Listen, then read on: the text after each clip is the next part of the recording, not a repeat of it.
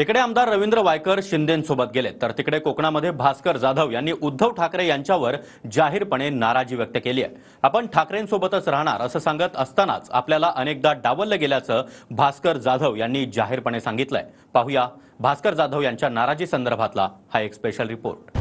मी जो लढतोय तो काहीतरी मिळणार आहे म्हणून लढणार नाही आणि लढत पण नाही। अरे मिळायचं असतं तर मला 2019 साली मला मंत्री करायला हवा होता का नको होता? ज्या वेळेला पक्ष फुटला दादा गटनेता कोणाला करायला होत, पक्षानं मला गटनेता केलं नाही। त्याही वेळेला हेच होते सांगणारे कान फुंकणारे, आणि म्हणून अशा अनेक शिवसेनेमध्ये माझ्या संध्या हुकलेल्या आहेत, तरी मी नाराज नाही। मी माझं कर्तव्य आणि काम करत राहणार आहे, हा तुम्हाला शब्द देतो।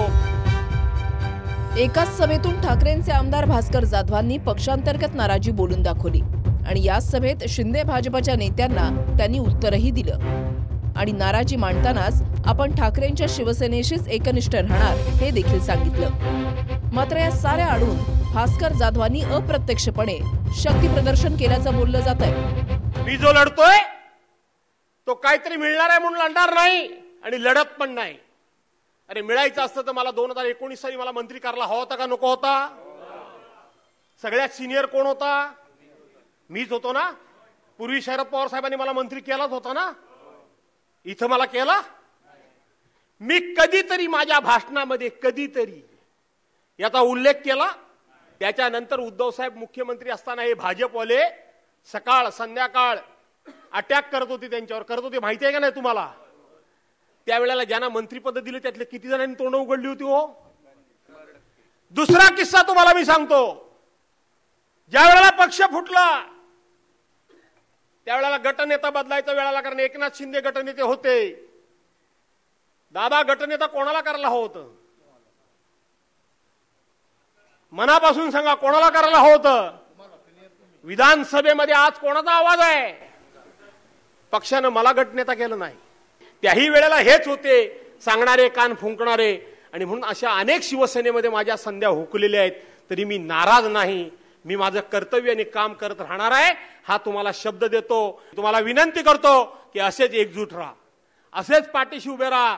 उद्याचा भविष्यकाळ हा उज्ज्वल आपला आणि आपलाच आहे, बाकीच्यांचा हिशेब चुकता होणार आहे।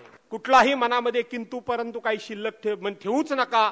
आपल्याला पुन्हा एकदा उद्धव साहेबांचा जो विश्वासघात झालाय त्याचा बदला घ्यायचा आहे। आम्ही जेव्हा गुवाहाटीला गेलो त्याच वेळेला भास्कर जाधवही आमच्या सोबत बॅग भरून येण्यास तयार होते, असा दावा रामदास कदमांचे पुत्र सिद्धेश कदमांनी केला होता आणि तो दावा भास्कर जाधवांनी पूर्णपणे फेटाळून लावला। भास्कर जाधव ज्यावेळेला आम्ही गुवाहाटीला होतो त्याच वेळेला भास्कर जाधव बॅग भरून तयार होते। ही गोष्ट सन्माननीय एकनाथ शिंदे साहेब, सन्माननीय उदयजी सामंत साहेब आणि मला माहिती आहे। आणि त्यावेळेला शिंदे साहेबांनी मला आणि उदय सामंतांना बाजूला घेऊन विचारलं होतं की भास्कर जाधव देखील यायला तयार आहेत, आपण काय केलं पाहिजे? त्यावेळेला भास्कर जाधवांसारखी व्यक्ती ही आपल्यासोबत नको ही भूमिका आम्ही त्यावेळेला मांडली होती। कारण न्यूसन्स फक्त उभं करायचं आणि स्वतःचं कसं खरं आहे हे रेटून नेण्याचा प्रयत्न करायचे आणि पक्षामध्ये अंतर्गत वाद निर्माण करायचे, ह्या व्यतिरिक्त त्या व्यक्तींना काही करता येत नाही आणि म्हणून त्याच वेळेला त्यांना नकार दिला होता। रातोरात बॅग भरून झाला काय मी तुमच्यासारखा आहे? ते सगळे किस्से सांगून मी त्यांचं महत्व वाढवत नाही। ज्या दिवशी बॅग भरून गेले त्या दिवशी रात्री आम्ही एकत्र एका हॉटेलमध्ये पप्पे जेवत होतो। मी म्हटलं राहू दे आता माझी बॅग भरायची, जरा ये जेवायला,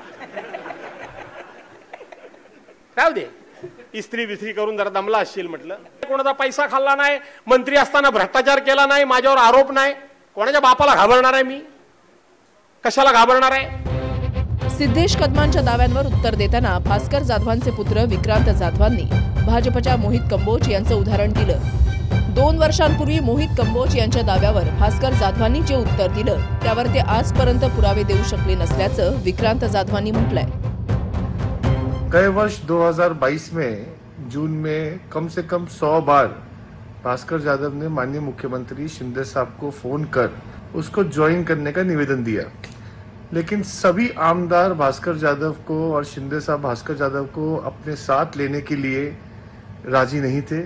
आज जितना भास्कर जाधव बड़बड़ कर रहे हैं उस समय तो टिकट निकालकर गुवाहाटी में रेडिसन होटल के बाहर आकर बैठने की, और मैं तब तक वापस नहीं जाऊंगा जब तक आप मुझे लोगे नहीं अपने गट में, ऐसी ऐसी बातें कर रहे थे। तो 100 बापाची पैदास नसेल तर त्यांनी ह्यातला एक तरी आरोप सिद्ध करून दाखवावा, एक तरी। आणि देवेंद्र फडणवीसांना माझं जाहीर आव्हान आहे, आता सुरुवातच झाली असेल, तुमच्याकडे पैसा भरपूर आहे, तुमच्या बाजूला ईडी आहे आणि तुमच्या बाजूला सत्तेची मस्ती सुद्धा आहे। मी एक सामान्य माणूस आहे, अशी तपास यंत्रणा लावा आणि 100 काय एकनाथ शिंदेना 5 जरी फोन लावले असले तरी मी राजकीय जीवनातून मुक्त होईन। मोहित कंबोजला सांगतो की तू जर 100 बापाची पैदास नसशील तर हे आरोप सिद्ध करून दाखव। आणि त्याला बोलवता हा जो अनाजी पंत आहे, त्या अनाजी पंतांना पण मी सांगतो की तुम्ही या महाराष्ट्राची संस्कृती संस्कार संपायला निघालात, पण माझ्यासारखे 100 भास्कर जाधव उभे राहतील। की योगेश कदम, तुम्हाला जर का ह्या प्रश्नाचं उत्तर पाहिजे असेल तर फार काय करू नका, एक काम करा, तुम्ही तुमचा YouTube काढा, त्या YouTube मध्ये जाऊन मोहित कंबोज हे नाव सर्च करा आणि आमदार भास्कर जाधव साहेबांनी त्याला काय उत्तर दिलं तेवढं फक्त बघा, तुम्हाला कळलं काय उत्तर साहेबांनी मोहित कंबोजनं दिलं। आहेत मोहित कंबोज आज कुठे दिसतायत का तुम्हाला? आज कुठेही दिसत नाहीयेत। तीच परिस्थिती तुमची होईल एवढंच मी तुम्हाला सांगतो, फार याच्यापेक्षा मला काय बोलण्याची गरज नाही। दरम्यान मुलगा विक्रांत जाधव भाषण करत असताना भास्कर जाधवांना रडू कोसळलं आणि त्यावरून रामदास कदमांनी जाधवांना बाम लावण्याच्याच विधानावरून सवाल केलाय। या ठिकाणचे आमदार हे आमदार सोडून गेले आणि सोडून गेल्यानंतर त्यांच्या वडिलांची नाटकं मी तुम्हाला सांगितली की नाही सांगितली? बाम लाव्या माहिती आहे का नाही माहिती? अरे हा बाम लाव्या काय वेडा झालाय की काय मला समजत नाही। हा सकाळ संध्याकाळ काय बरळतोय, काय बोलतोय, काय बडबडतोय, मला असं वाटतं त्याचे डोक्यावर परिणाम झालेला आहे आणि म्हणूनच त्यांनी ठाणेकरांचा हात धरलेला दिसतोय, कारण वेड्याचं हॉस्पिटल तिथंच आहे। भास्कर जाधव हा नौटंकी करणारा माणूस आहे, त्याच्यावरती महाराष्ट्रातला शंभरमध्ये देखील विश्वास ठेवला नाही।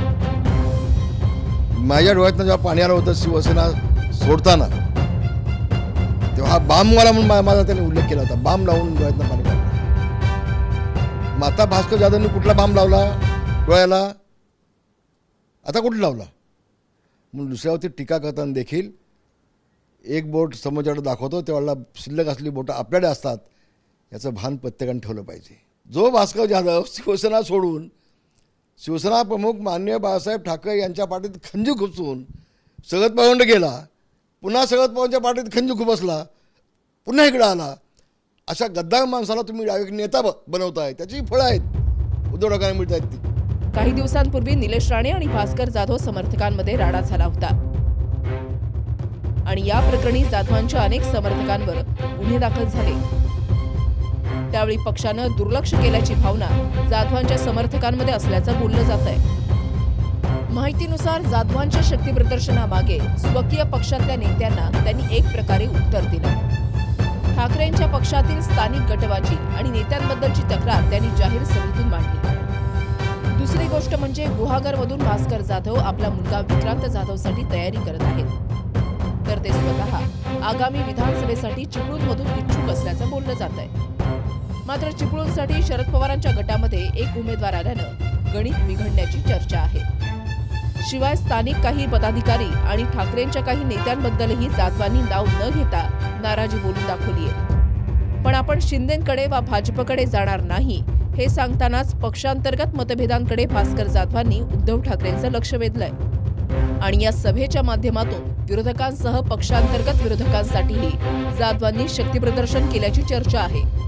मनोज लेले, TV9 मराठी, चिपळूण, रत्नागिरी।